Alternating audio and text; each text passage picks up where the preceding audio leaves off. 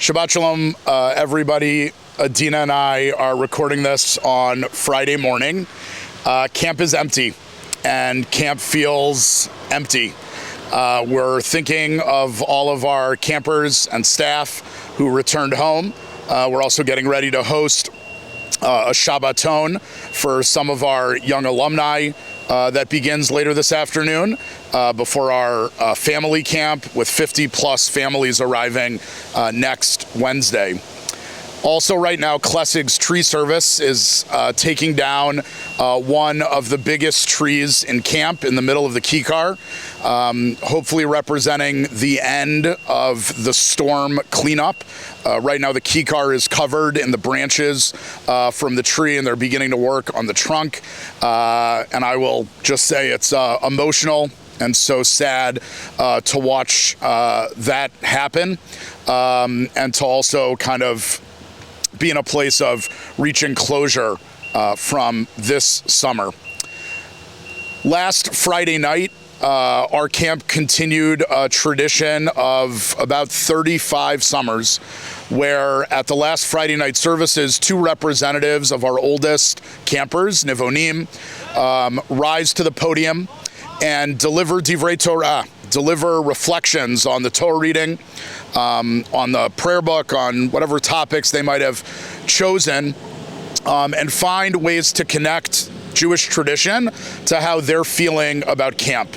And these essentially valedictory addresses are often profound highlights of the summer.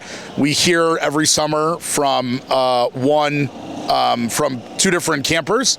And Adina and I just wanted to share a little bit of our takeaways from these beautiful speeches last Friday night.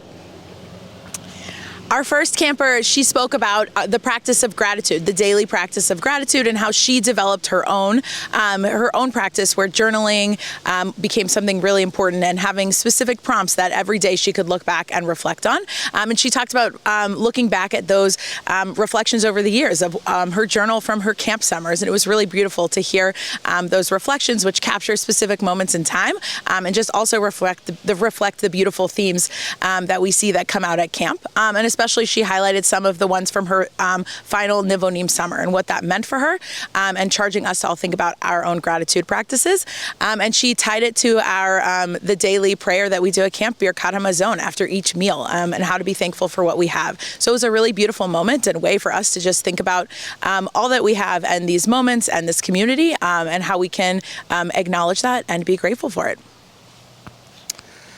The other speech, indirectly as well, channeling this notion of gratitude, shared a tradition that the boys in this summer's Nivonim had adopted, which is that every Friday night, at the beginning of Friday night dinner, the boys leave the dining hall and they go outside and they chant a sentence in Hebrew, 3 words.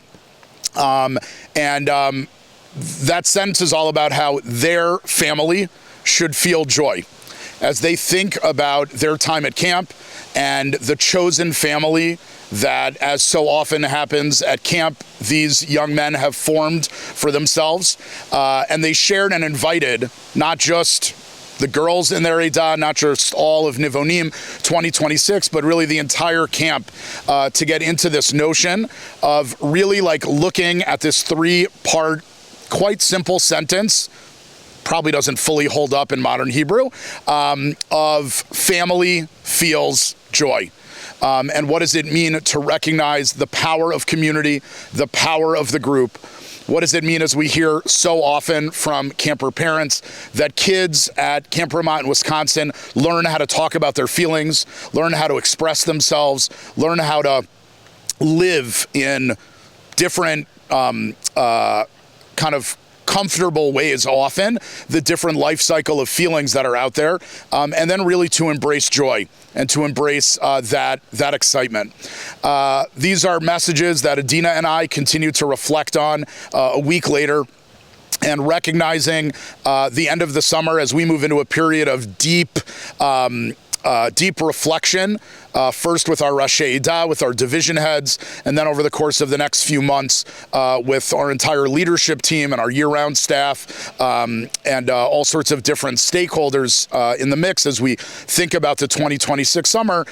We carry with us these memories. We miss your kids, and we're so happy that they're home with you. We wish you a wonderful Shabbat Shalom, and to enjoy the rest of your August. Shabbat Shalom. Shalom.